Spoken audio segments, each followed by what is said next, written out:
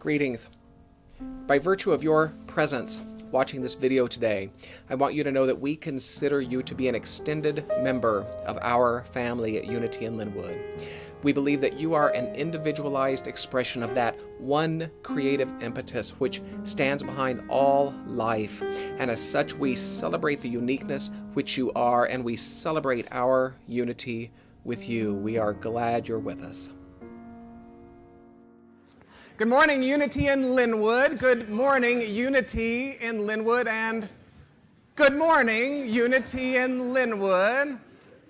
Unity in Linwood meaning those who are in this very room, but also those who join us from Facebook. For the past 2 weeks, we have been home to a Unity Center in Trinidad, for example. We welcome you, we stand with you, we stand for you.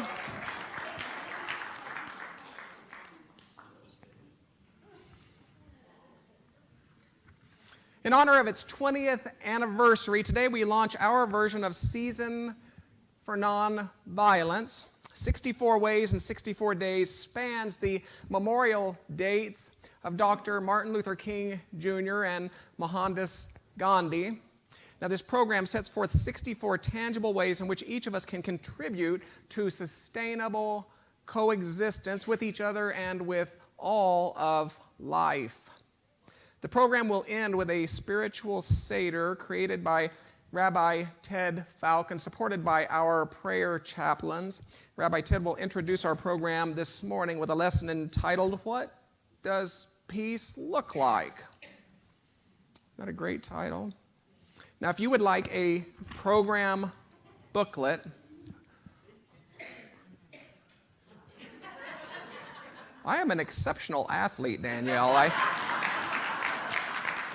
If you would like a program booklet, these will be available to you as you exit. We've created a written pledge. Everyone is welcome to sign this following this service. It reads as follows: peace starts within self. Peace starts within family. Peace starts within community. And so it is that we, as people of Unity in Linwood, commit ourselves to non-violent and peaceable ways of being. To respect self and others, to replace harsh criticism, hateful words, physical attacks, and self-destructive behaviors with words and acts of affirmation. To share feelings honestly, to look for safe ways to express anger, and to work toward peaceful problem solving. To listen carefully, especially to those who disagree with me. And to seek the feelings and needs of others rather than demanding my own way. And to apologize and make amends when I hurt another. To forgive and to release grudges. To treat all living things and the environment we share with respect and care. To promote athletic and recreational activities that encourage cooperation, and to avoid those that portray violence as exciting, funny, or acceptable. And to challenge violence in all forms, whether at home, at work, or in the community, and to stand with others who are treated unfairly. Is that something you might sign this morning? It closes. This is our pledge. These are our commitments signed this 28th day of January 2018. During these upcoming 64 days, we will highlight various individuals, various organizations, and events which reflect and mirror these values, including an international screening of the movie White Like Me, to be followed by an online discussion with other spiritual seekers and spiritual leaders from across the globe, following the second service on Sunday, February 25th. Now, as one such individual, Aaron English founded the International Youth Music Project while traveling in East Africa in 2015. The charity supports music programs for disadvantaged youth in orphanages, refugee camps, slums, and HIV/AIDS youth community centers. Current projects include a low-income music school and Kampala guitar classes at a youth street theater center in the world's largest slum in Nairobi.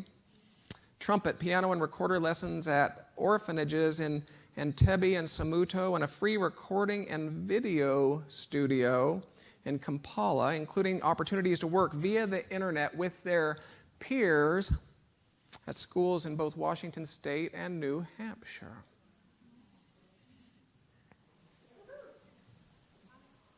Hey.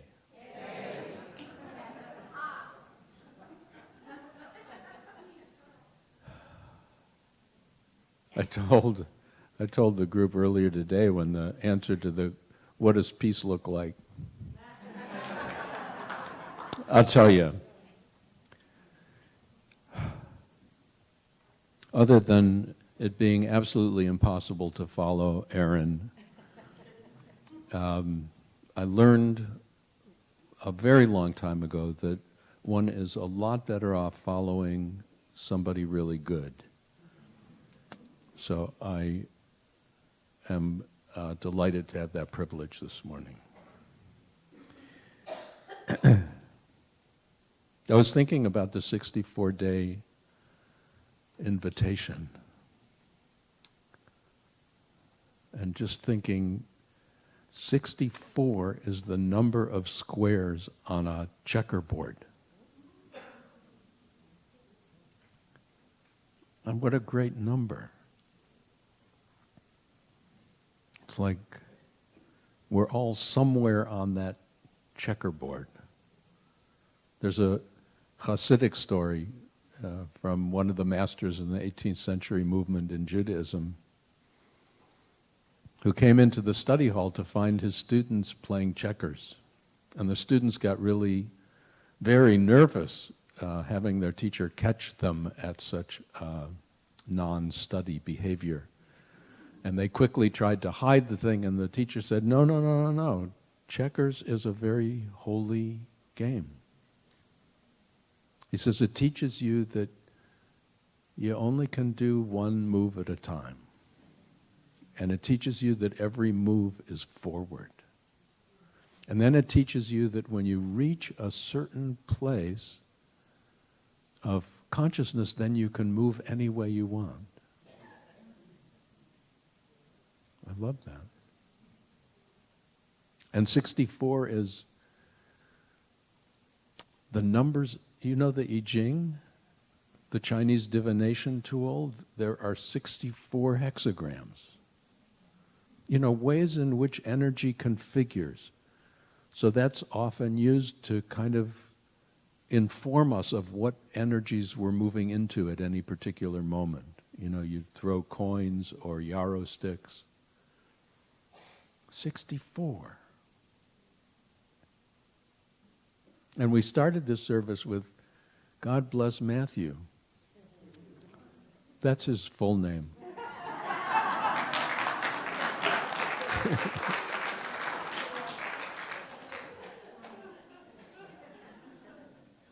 I mean, you must be like me, just amazed when that man stands up and opens his mouth and just these sounds come out.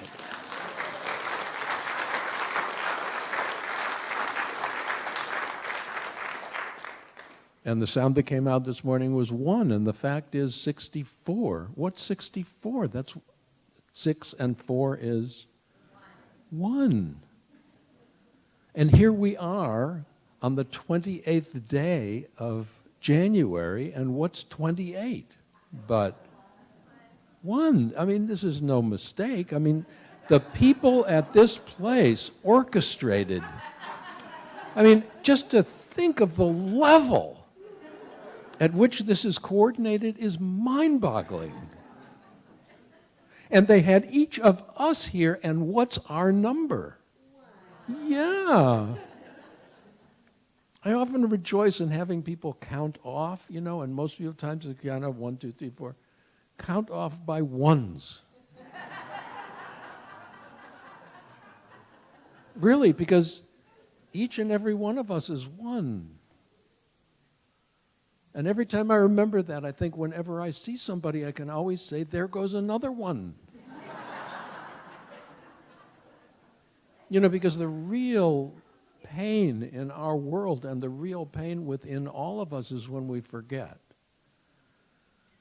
There's just us and them. And only one of us is fully human. And whenever we're traveling with a them, we have in some way dehumanized.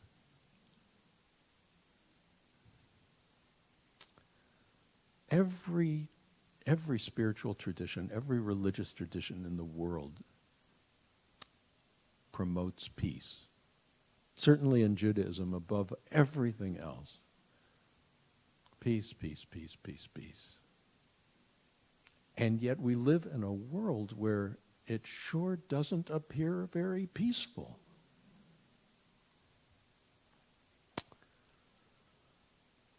So I wonder, what does peace look like? You've seen the bumper sticker that says visualize peace? Every time I see that, I wonder, what are people thinking? Really, what does peace look like? So last night I asked our 6-year-old granddaughter, Veronica, I said, Veronica, what does peace look like? And she showed us. And then she showed us again. She has never been that quiet in 6 years.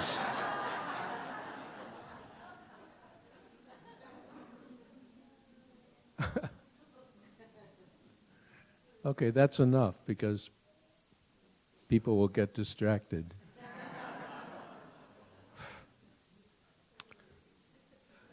But think about it. Would peace look like that with all of us sitting around like this? How long could we survive? Oh, we don't eat anymore. No. We don't need to work. We don't need to talk. We don't need to... No, we're just sitting here. You know what it reminds me of? It reminds me of when I was growing up, heaven. Heaven was that place where people sat on clouds and played harps.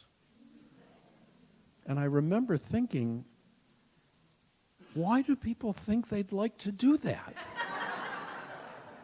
I mean, for eternity. I felt like saying to them, how many of you folks are playing harps now? I mean, talk about boring. You know that story of the afterlife, where entering the afterlife where a person discovers that as soon as they want something, they've got it. Oh. As soon as they just imagine wanting something, it's provided. Wonderful, right? Well, it's wonderful at the beginning, and then it's like it gets pretty boring. Until finally that person goes to the head guy, and these days the head woman, and says, listen, this is great, but I can't tolerate it anymore. Send me to hell. And she says, where do you think you've been?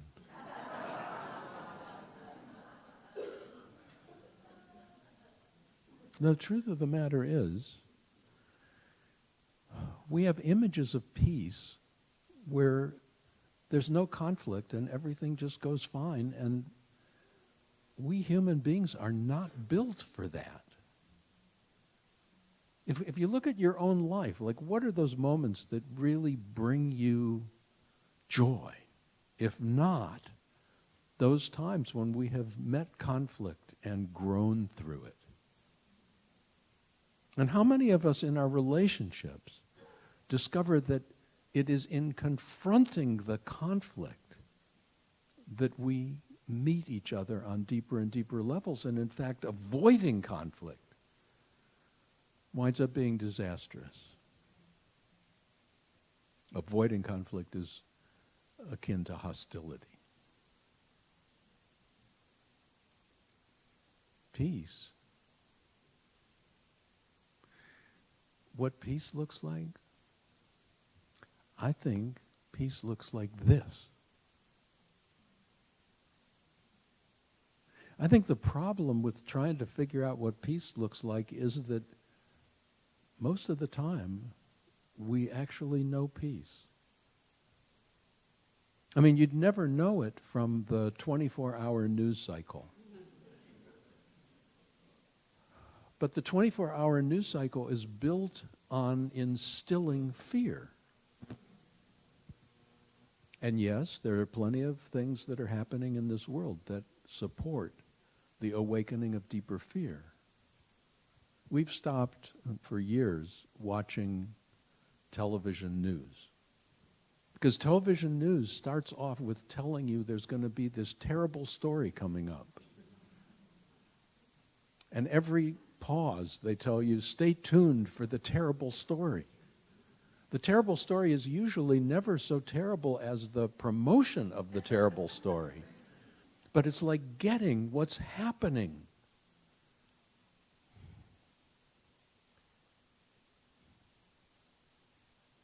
And there's way more non-terrible stories that are happening every day.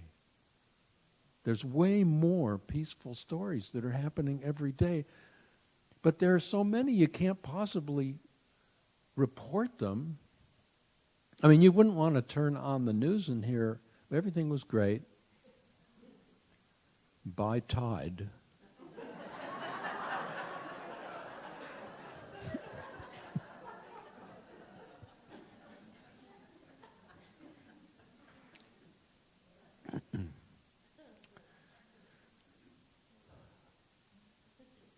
The other thing that really impressed me about your song this morning, thank God for Matthew,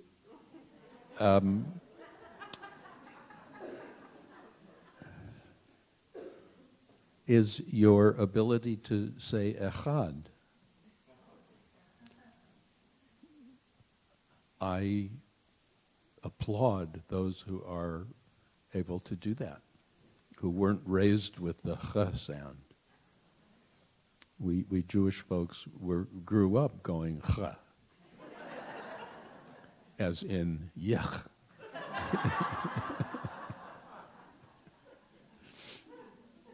You know what the origin, leading into the first century, we are moving from focus on priesthood and on sacrifice at a central temple to a path of prayer and consciousness. I mean, this is the environment in which Jesus taught. And obviously, Jesus was on the side of observance through prayer and action in the world. The very first prayers that were identified within Jewish tradition, there were two things. One was the Shema, which thank God for Matthew was sharing. That could catch on, you know.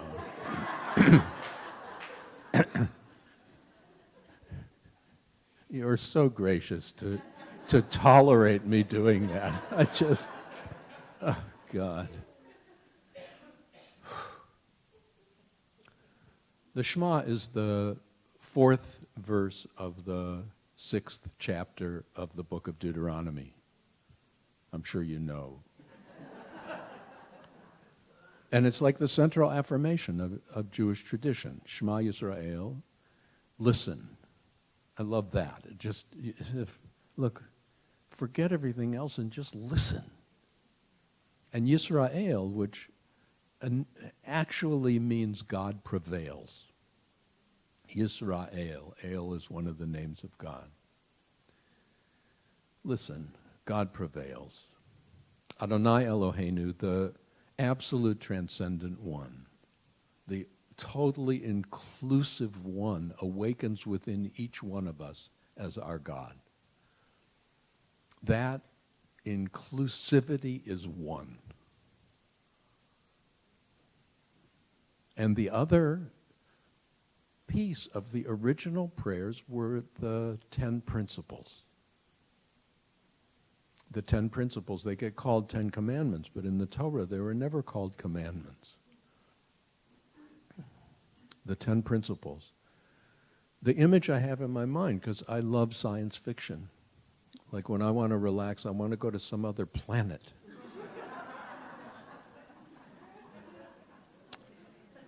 I just have this image that when we arrived on this planet, we got out in a clearing and there was a board that essentially said, this is how it works here. These are the principles. And follow these principles and you will know peace. Oh, not the absence of conflict, not the absence of striving, not the absence of contrast, but the absence of violence as a way of solving conflict.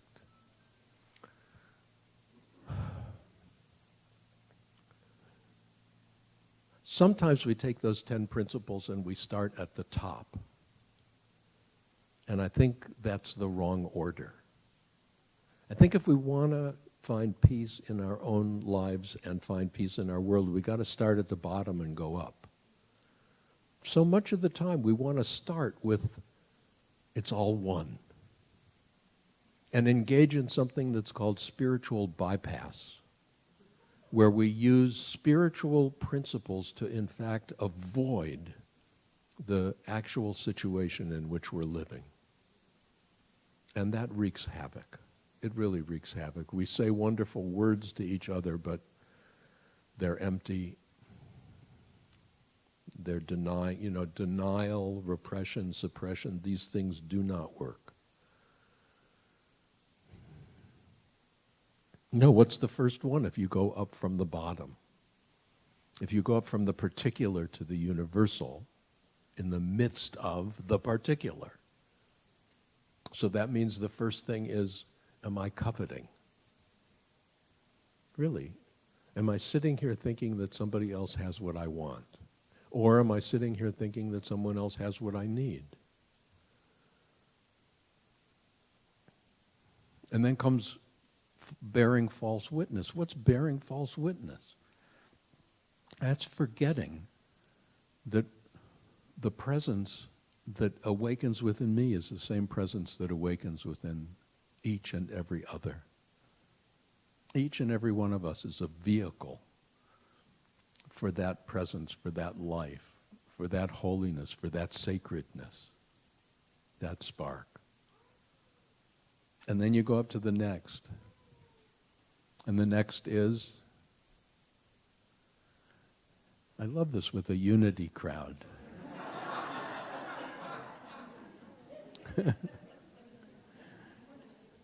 And I know I'm doing it backwards, so it's really not fair. The next one has to do with stealing. It won't work to steal. It's not that you can't steal. Sure, you can steal, but you can't keep what you steal. I mean, look at professional stealers. Actually, that's wrong.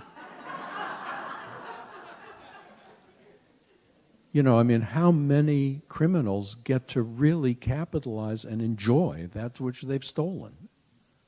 It doesn't work.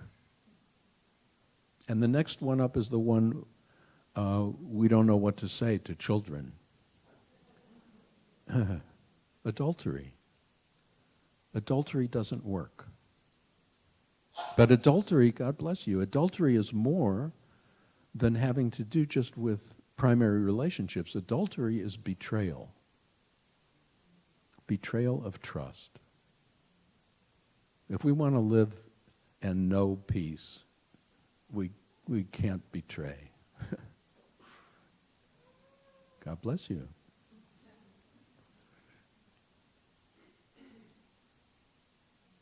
And what's the next one up? You can't kill. In the sense that killing is not going to do what you think it's going to do.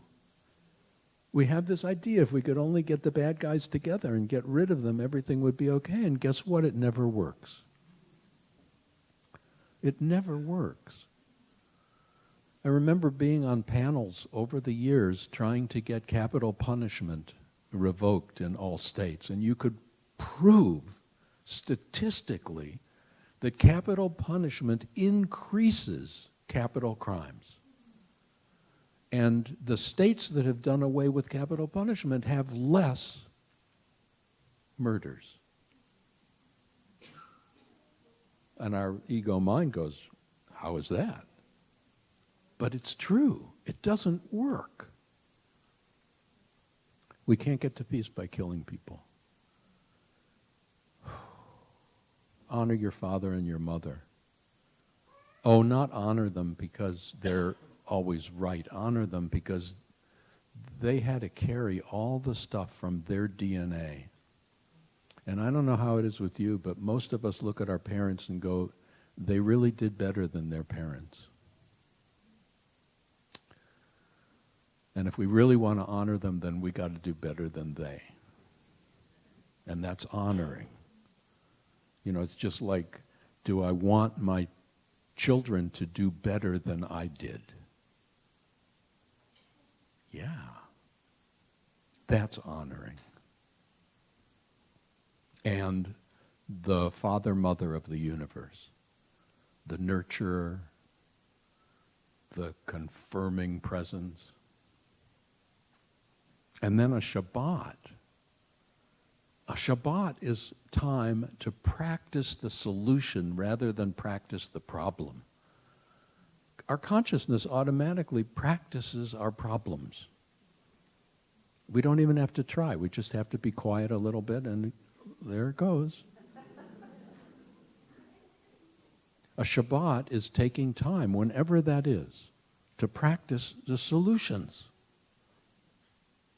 I feel like saying, duh, but I don't say things like that.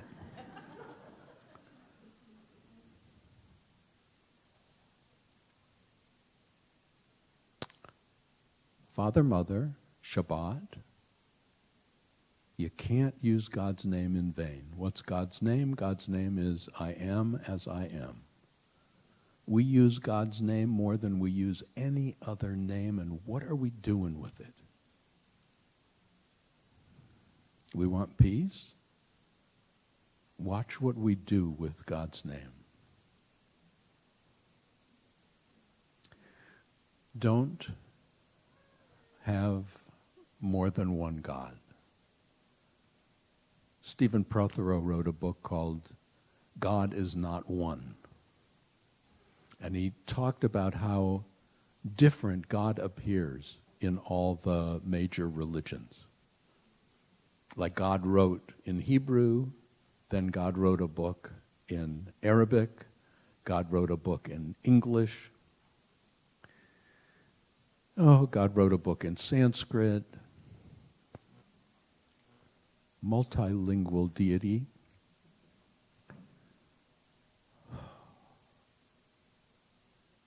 Want peace? There's only one. Down here on this level, it looks like we're all different.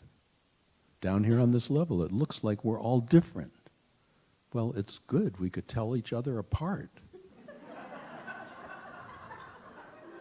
But as we elevate ourselves, we get that, yes, we express our experience, our history, our DNA.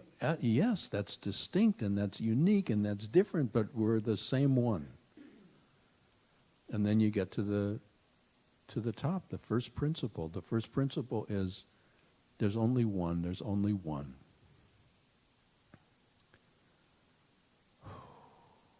Peace is climbing the ladder of those principles. Peace is remembering all the good things that happened in the world today. Peace is remembering the experience of being in this place right now. And peace is walking that into the world and refusing to be fooled. However it looks, the truth is everyone wants peace. Many think that the only way they can get it is by defeating others. But we know that they can't get it that way. Sorry. You can blow yourselves up, you can blow other people up, and it won't get you where you want to get. And if our response to you is to blow you up, we're not going to get where we want to get. So you remember what your number is. Really. And I'm going to ask you to tell me what your number is. I am number 1. I am number 1. Once more, I am number 1. Okay, and look around. You might not get this right away, but everybody is number 1. And when we treat ourselves and others as the number that we are, oh my, we'll celebrate the peace that's meant to be. Thank you, folks. Thanks again for joining us. Please visit unityinlinwood.org for a preview of all upcoming classes, services, and events, and for an opportunity to make a gift to our community should you so choose. Thank you.